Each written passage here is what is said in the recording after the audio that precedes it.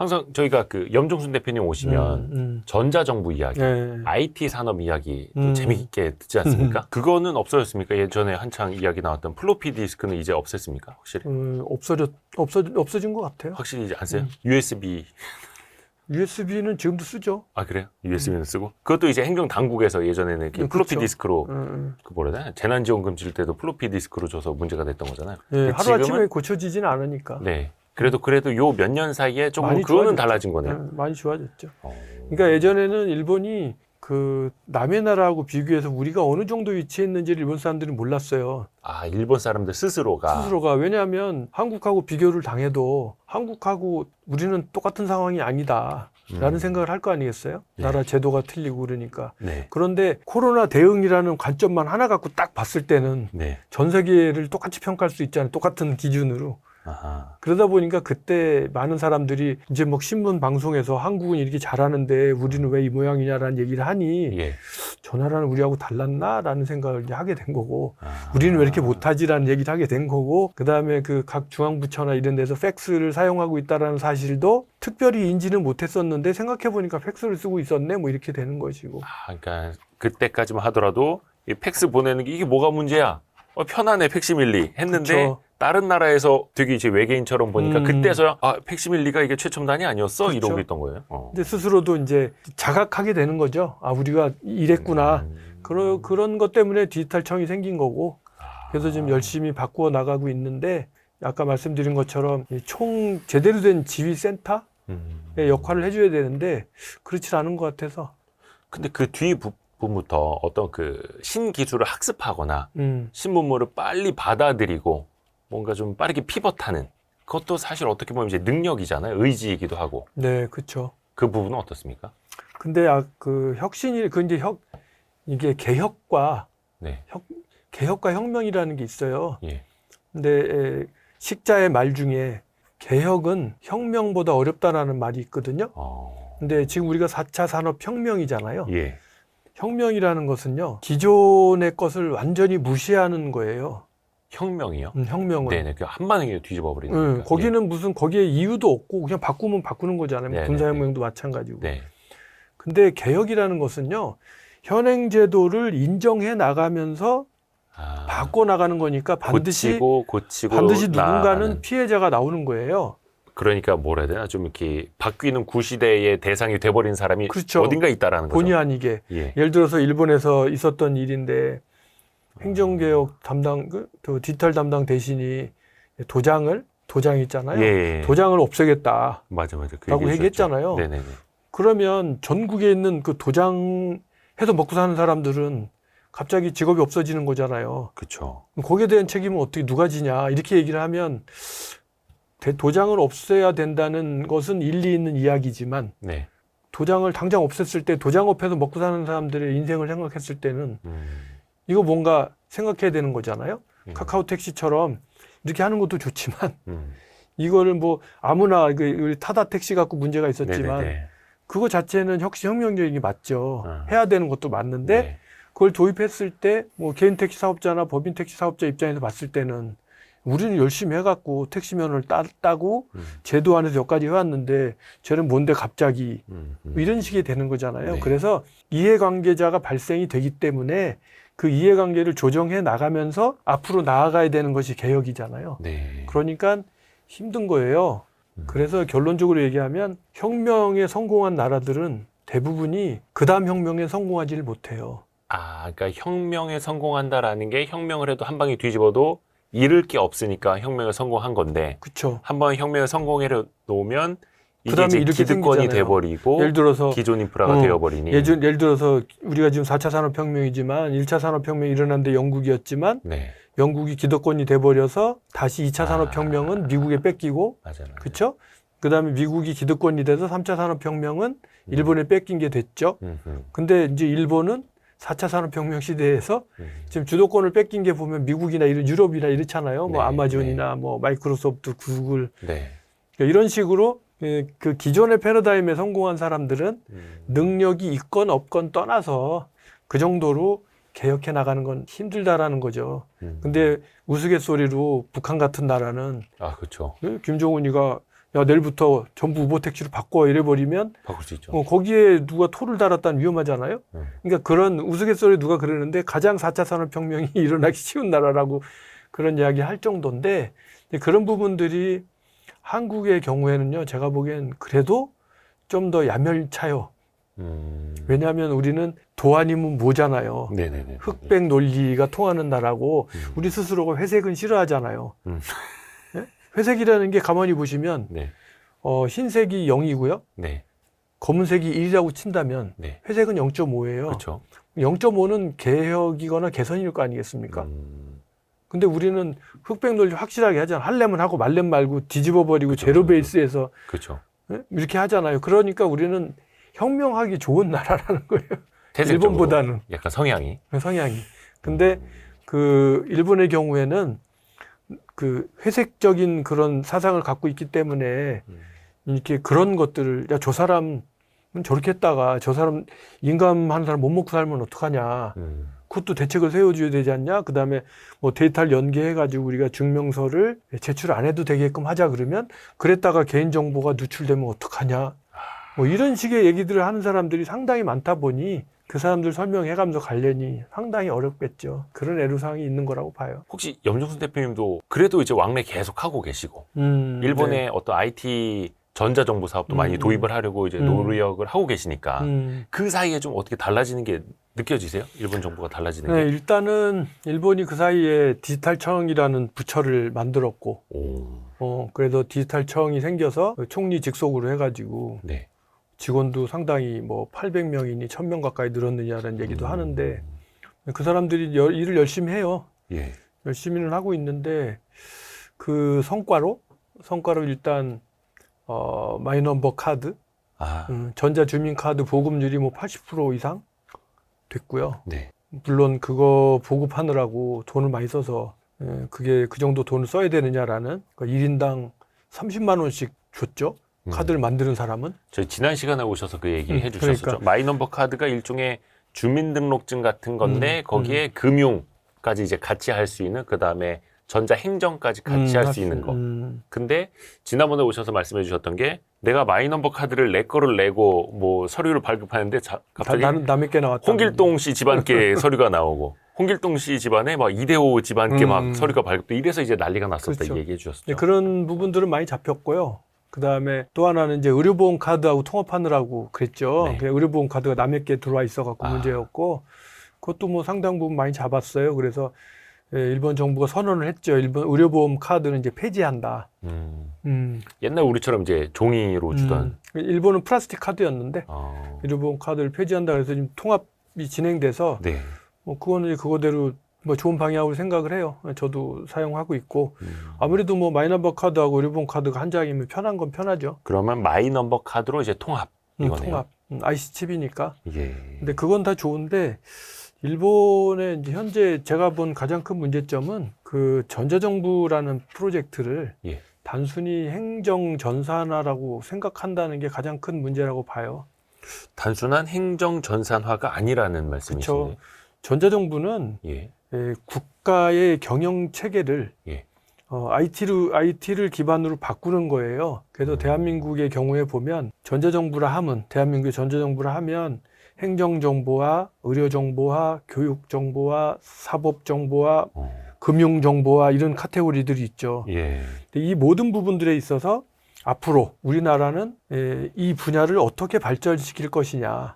그래서 금융정보화는 핀테크라든지, 그죠? 네. 가상화폐라든지 이게 세계적인 변화에 우리가 어떻게 따라갈 것이냐. 이건 국정과제잖아요. 네. 그리고 의료정보화 그러면 디지털 헬스케어, 그죠? 네. 그 IT, EMR이라든지 전자의무기록관리라든지 뭐 여러 가지 IT 없이는 의료도 안 되지 않습니까? 네네네. 그 다음에 아이들 교육도 마찬가지고 행정도 마찬가지고 물류도 마찬가지고 토목도 마찬가지고 모든 부분이 IT를 베이스로 환골탈태를 해서 새로운 비즈니스로 바뀌고 있지 않습니까? 네.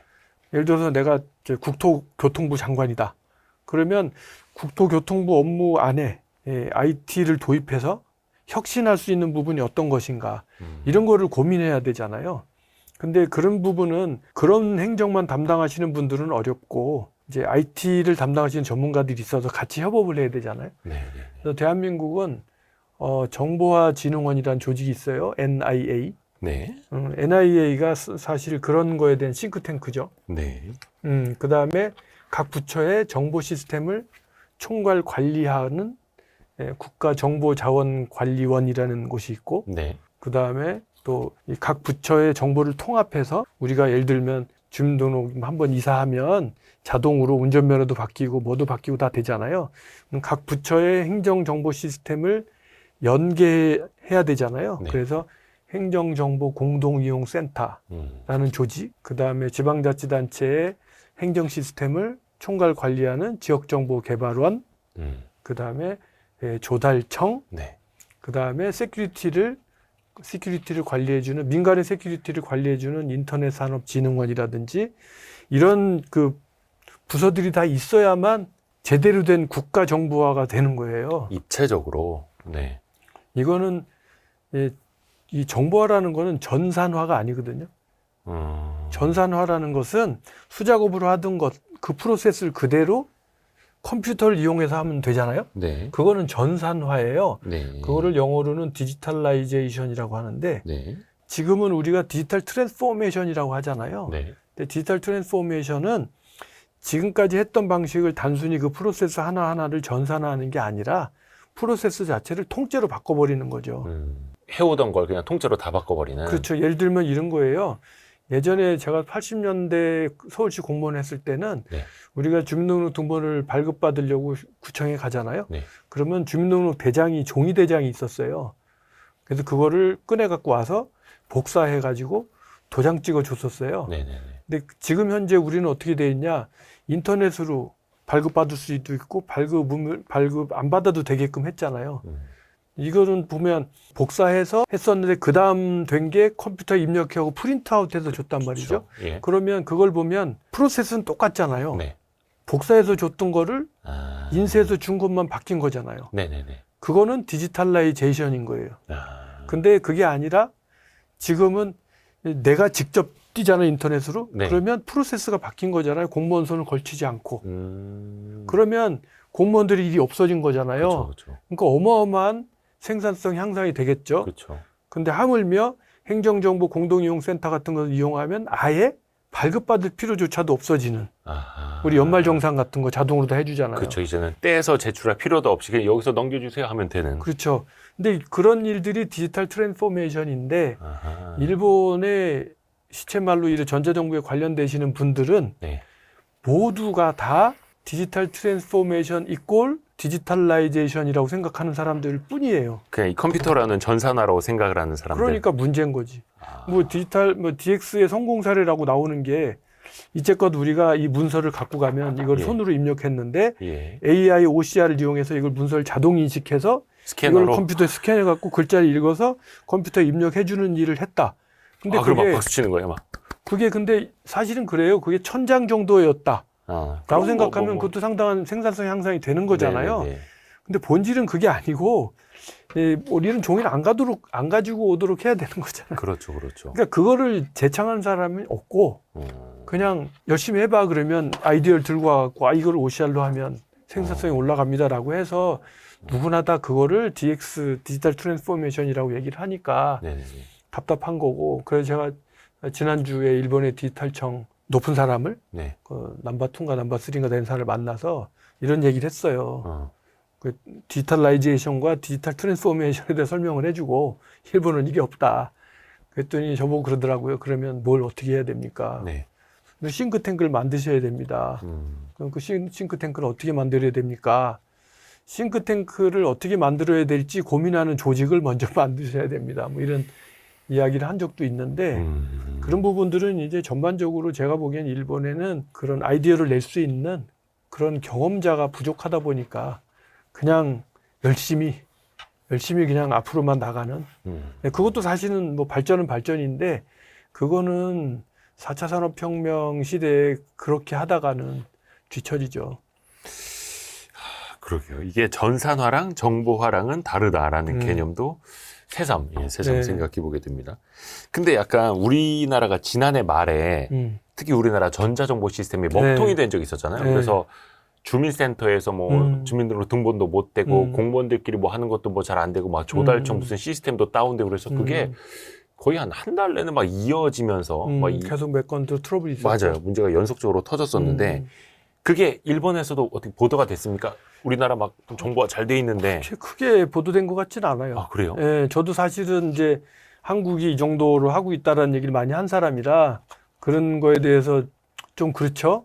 보기가 안타깝고 네네네. 속상하고 그런데 그게 이렇게 많이 보도된 것 같지는 않아요. 근데 일본의 경우에도 사실은 그런 일이 비일비재하니까 그거에 대해서 그렇게 생각했는지 모르겠는데 어쨌든 이제 우리나라처럼 이렇게 고도화하게 되고 네. 뭐 전후, 좌우, 상하 뭐 이래 갖고 전부 연계가 되다 보면 네.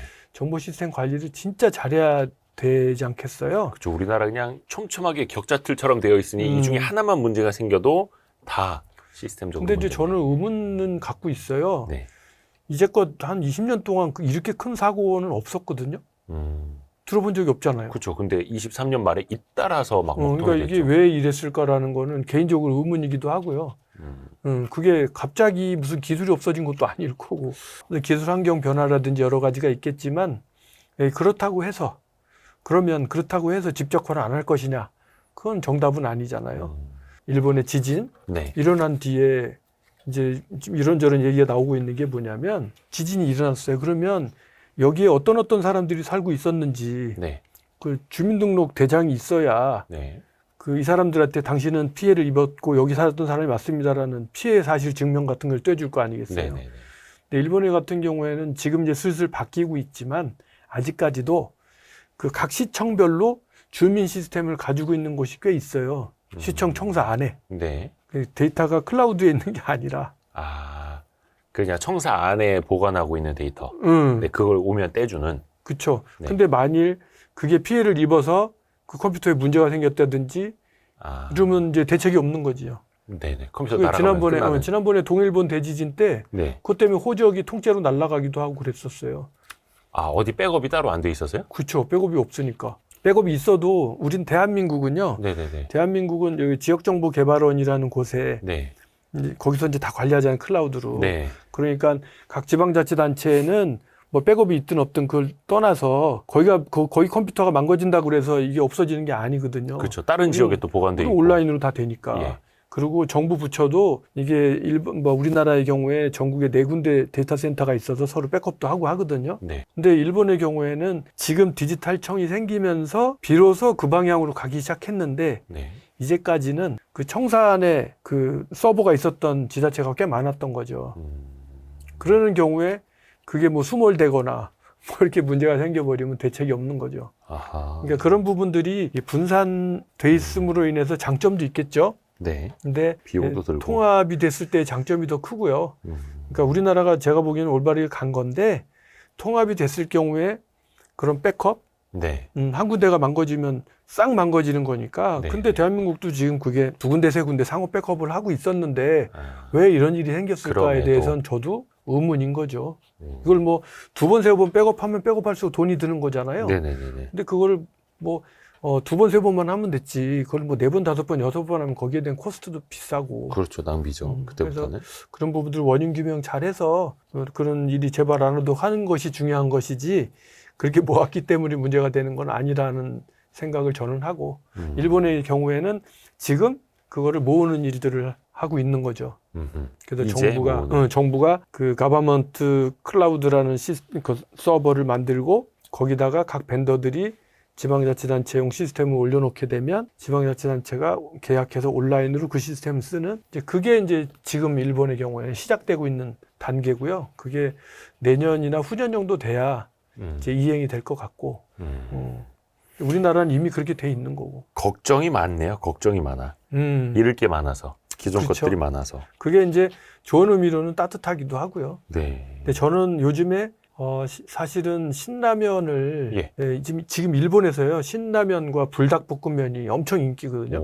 근데 우리가 상식적으로 일본 사람들이 그렇게 매운 라면을 먹을 거라는 생각은 안 해봤지 않습니까? 예. 근데 지금 엄청 인기라고요. 떡볶이도 그렇고. 네네네. 근데 정작 저는 요즘에 신라면을 안 먹어요, 잘. 예, 왜요? 왜 그러냐면 신라면을 계속 먹다 보니까 이제 좀 뭐랄까 질리는 느낌? 아, 너무 강렬한 맛을 거의 몇십 추구하다 년을. 보니까 예. 그러다 보니까요 거꾸로 요즘은 일본 라면을 먹게 돼요. 네. 근데 일본 라면은 뭐 간장 라면, 된장 라면, 뭐 돈코츠 라면 여러 가지 종류가 있잖아요. 네. 그 맛 자체가 독특하고 잔잔해요. 음. 근데 거기다가 고춧가루를 팍 넣어보세요. 음. 그러면 모든 라면의 냄새, 그 맛이 비슷해질 거예요 아마. 네. 그렇잖아요. 간장라면에다가 고춧가루 왕창 집어넣고 된장라면도 고춧가루 왕창 집어넣고 그러면 거의 맛이 비슷해질 거 아니겠어요? 그래서 너무 그 질리는 느낌? 그러니까 적당한 게 좋겠다라는 그게 이제 어느 정도 넘어가면 이렇게 내려오는 거가 있겠지만 그 너무 그 흑백 논리 그다음에 우리나라 진영 논리 그런 것들과 연계돼서 이게 디지털적인 거라서 좋긴 하지만 한편으로는 피곤하기도 하다. 그런 생각이 드네요. 특히 이제 우리나라는 뭔가 그래서 화끈하기도 하고 받아들일 때 확 받아들이기도 하고 변할 때 빨리 변하기도 하고 요즘에는 저희도 콘텐츠로 많이 다루고 있는 게 인공지능 서비스 AI 그 챗 GPT가 나온 지 1년여가 됐는데 1년 조금 넘었는데 우리나라는 되게 빠르게 또 학습을 하고 많이 다루고도 있거든요. 일본에서도 뭐 미디어에서 AI 얘기 많이 하고 그렇죠. 일본에서도 지금 AI 쪽 많이 연구하고 있고 네. 많이 도입해서 사용하는 부분도 많이 있고 그래요. 근데 이제 그 AI는 두 가지로 볼 수 있는데요. AI 그 자체, 네. AI 그 자체는 그 나름대로 또 쓸모가 있잖아요. 네. 근데 AI하고 일반의 어떤 우리 어플리케이션하고 연계하는 부분 그런 부분들은 이제 연계를 하려면 이쪽 기본 시스템이 잘 돼 있어야 되잖아요. 네. 데이터 정비도 잘 돼 있어야 되고 뭐 그런 것들 학습해야 되니까요. 네네네. 그런 부분들 포함해서 일본의 경우에는 그런 머신러닝이라든지 이런 게 필요한 부분에 있어서 데이터 정비가 잘 돼 있으면 괜찮은데 데이터 정비가 잘 안 돼 있는 부분도 많아서 그 부분은 어떨지 지켜보고 있는 중이에요. 예를 들면 저는 그런 얘기 해주거든요. 일본 사람이 저한테 뭐 일본에도 데이터가 많다. 네네네. 당신네 나라는 5천만이고 우리는 1억 그쵸, 3천이다 인구가 이렇게 더 얘기하면 저는 그렇게 얘기를 해줘요. 자, 이 방에 네. 책이 10,000권 있는데 예. 한쪽 집은 빙빙 돌아가면서 서재가 있어서 책꽂이에 그 장르별로 네. 쫙 정리정돈이 돼 있는데 10,000권이 있다. 근데 어느 집엔 갔더니 어마어마하게 집이 큰데 그 여기 아까 정리돼 있는 집은 10,000권이었어요. 정리 안 됐는데 이 집 갔더니 책이 어마어마하게 산처럼 많은데 한 30,000권쯤 되더라. 3배나 많아요. 근데 이 책들이 다 쏟아져 가지고 뒤죽박죽이 돼 있어요. 이렇게 되면 어느 쪽이 더 의미가 있겠는가. 내가 보기에는 일본의 경우가 30,000권이나 있지만 정리정돈이 안 돼 있고 뒤죽박죽이 돼 있는 이런 상태가 아닐까. 저는 제가 아는 분야만 말씀드리면 행정정보와 관련된 데이터, 의료정보와 관련 데이터, 교육정보와 관련 데이터, 금융정보와 관련 데이터는 이렇다고 생각을 해요. 이건 제가 본 분야니까. 여기는 데이터가 그렇게 연계하거나 머신러닝 하기 좋은 정도로 정리정돈 돼 있질 않아요. 예를 들면 이런 거예요. 우리나라는 의료 데이터를 디지털 헬스케어를 하기 위해서 의료 데이터를 학습해야 된다. 그러면 우리는 전 국민의 의료 데이터에 인덱스가 주민등록번호가 붙어 있잖아요. 네네네. 그러니까 의료보험에 청구한 걸 대상으로 해서 염정수라는 사람이 몇십 년간 무슨 치료를 받았는지가 히스토리가 다 나올 수 있잖아요. 네. 일본에는 마이넘버라는 게 이번에 생겼지만 현재 일본의 의료보험 카드에는 그런 개인을 특정할 수 있는 번호가 포함되어 있지 않았단 말이지요. 네. 이번에 포함을 시키게 된 것이죠. 그러면 그 수십 년간 쌓아온 1억 3천만 명의 의료 데이터 중에 정확하게 이 사람 데이터라는 걸 찾을 수가 없어요. 그렇잖아요? 근데 이제 일본이 지금 하고 있는 것은 이제 특정한 회사, 예를 들어서 뭐 대기업에 들어갔다. 그래서 이 사람이 대기업에 들어가서 정년 퇴직까지 일했다 그러면 그 사람 사본만 갖고도 그 사람 히스토리를 찾을 수 있죠. 네. 근데 그거는 그 회사 얘기고 그 회사를 벗어났을 경우에는 알 수가 없잖아요. 근데 우리가 똑같은 대한민국의 이대호라는 이름을 가진 사람이 한두 사람이겠어요. 염종수이라는 이름을 가진 사람도 제가 뒤져보니까 16명인가 되더라고 인터넷으로. 네. 페이스북에서 보니까. 그러면 염종순인데 생년월일이 같고 성별이 같고 뭐 이렇게 막 찾아야 되잖아요. 네. 근데 이번에 일본에서 나온 게 같은 이름인데 뭐 생년월일도 갖고 뭐 이런 사람들도 있었어요. 아. 1억 3천만 명이니까 그렇겠죠. 네네네. 그러니까 그 뭡니까 논리적으로는 같다고 하면 안 되는 거예요. 예. 아마도 같겠죠라고는 하지만 그거를 그렇죠. 논리적으로 같다고 할 수는 없잖아요. 그래서 그런 사회 인프라가 안 돼 있었기 때문에 그런 머신러닝을 통해서 어떤 학습을 해야 되는 데이터인 경우에는 불리하다는 거죠, 일본이. 대신에 그런 거 말고 뭐 국회 무슨 뭐 문서 같은 게 있어서 법률 지식을 한다든지 이런 건 관계 없겠죠. 그래서 그거 이외에 어떤 머신러닝이나 이런 걸 필요로 하지 않는 AI 같은 경우에는 뭐 로봇이라든지 그런 부분 일본이 많이 발전돼 있죠. 기계적인 것들. 기계적인 것들. 근데 그게 데이터로 밑바탕에서부터 쫙 올라와야 되는 거는 조금 더 시간이 걸릴 수밖에 그렇죠. 없는 거고.